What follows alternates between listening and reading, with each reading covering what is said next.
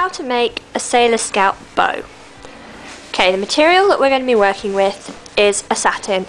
Now, satin can be very difficult to work with, and beginners are often warded off using satin. However, when you're going to be making bows and stuff, satin is actually really good because it's a very light fabric. It comes in a multitude of bold colours, and that shine is always a nice touch. So, to make a bow, you've got two pieces. You've got the bow, which is this smaller, wider rectangle here, and you've got what will be the trail. Now, if you're going to be doing a Sailor Scout bow, this trail is probably going to be suitable for the back Super Scout bow. However, you can customise it as much as you like to have it for, say, the front bow, or the back for, say, Eternals and non-super versions. You can see an example of the bow here, and the pattern this is from is a Butterick pattern, B5135. Now, I'm going to be measuring out these rectangles, and those should be provided in the description, so that should help. Now, I'm sure some of you have seen those really limp looking bows that seem to have absolutely no life at all. Now, to achieve that stiff sort of look, what you use is interfacing. Now, what we have here is a lightweight iron-on interfacing, which is very easy to use. And the thing is, you're only going to need a lightweight because this is going to end up being folded on 4 times, really. So you're going to have 4 times the strength, so it's easily going to maintain its shape, even though it's only a lightweight. So what you do is you take your bow piece and you'll lie that on top, and what you'll do is you'll cut exactly the same amount. You might want to put your iron on at this point so it heats up. Normally iron-on interfacing will come with its own instructions, but normally what you'll do is you'll take the back of the material, aka the side that's not going to show, and you'll lay that out, make sure it's completely straight. What you don't want is for it to wrinkle, because trust me, it will show. Nice and straight. With iron-on interfacing there's normally a slightly rougher, shinier side, as opposed to this, there's a softer side.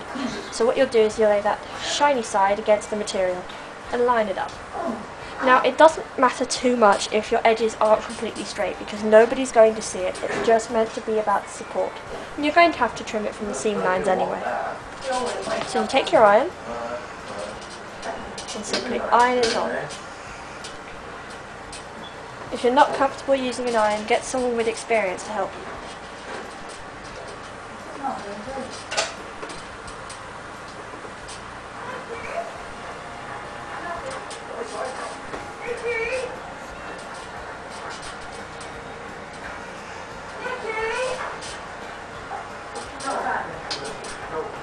Be sure to make sure that your iron isn't too hot. Most irons nowadays will come with settings. Again, if you're not sure, ask for help. So yeah, just pressing it down a couple of times, pressing out from the centre to make sure there's no major wrinkles. You've done that a couple of times. And you can see that, you know, it's not falling away. So the two parts have bound. If you find there's a part where it hasn't bound completely, all you need to do is turn it back over and simply iron it a little bit more. The next step is to take your material and fold it this way, so the two shortest sides are folded onto each other. Now, I know it's not looking like a bow right now, but I promise you it will. So now what we're going to do is we're going to pin it along this line, and then we're going to stitch. Now this is going to be the streamers. It's also referred to as the tie-in on the pattern piece, and if I pick it up by the middle, you're going to get an idea of how long the sash is going to be. So you have 2 options with this. One, you can leave it on its own, or you can put interfacing on it like we've done with the bow. Now, I wouldn't suggest it if you're just going to do long streamers, because the interfacing will probably distort the shape and they won't hang very well. But if you're going to, say, do this for like the front bow or the back bow of Eternal Scouts or normal Scouts where they've got the back part of the bow and it's really short, then you're going to have to, you know, cut this in half or cut it down to size. And then probably put some interfacing on it, because that will help it hold its shape. So as As with the bow, what we're going to do is we're going to fold it in half along the shortest side, and once again we're going to pin along this long length here.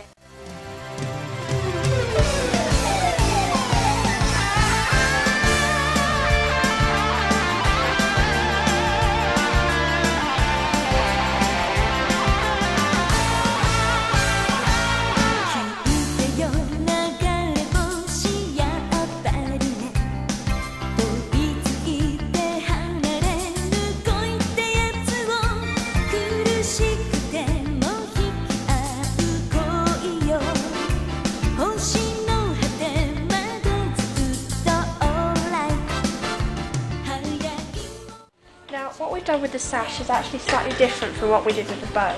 Rather than sewing all the way up the long end, what we've actually done is left a hole in the middle and sewn up the two ends.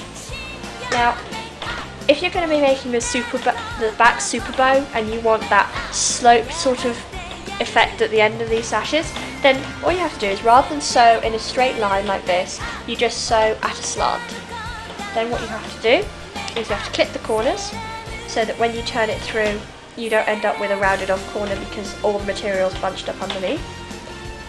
Just continue to trim down the seams.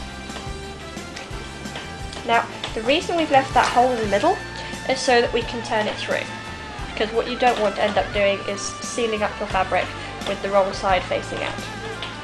That would be silly. Believe you me, I've done it more than once. So, with our seams trimmed and our corners clipped, slightly less messy than what I'm doing,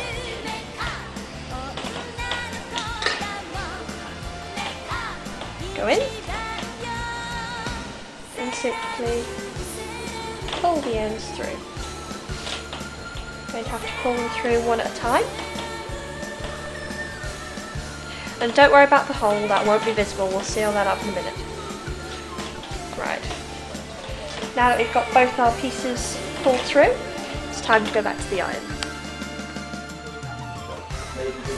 Right, now this is the bow, and what we've done is we've spread it out.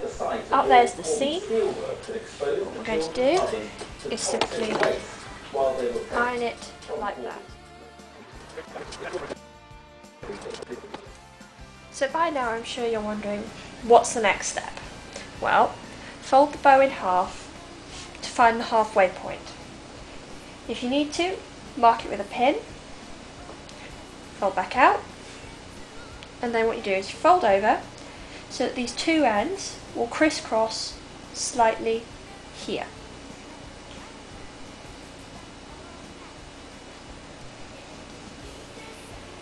What you might be advised to do is to turn that over slightly so that you won't have any of that white showing. Pin through. So what you're going to do is you're going to stitch down here.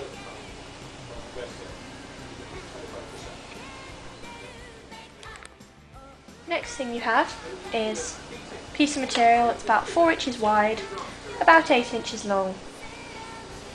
Once again, fold over here. Because we're working with satin, it's bound to slip in the sewing machine, so we're going to pin it. If you're using a more sturdy fabric that doesn't tend to move as much, you probably wouldn't need to pin quite so much. If you're uncertain or you're new to using a sewing machine, I suggest you always use pins.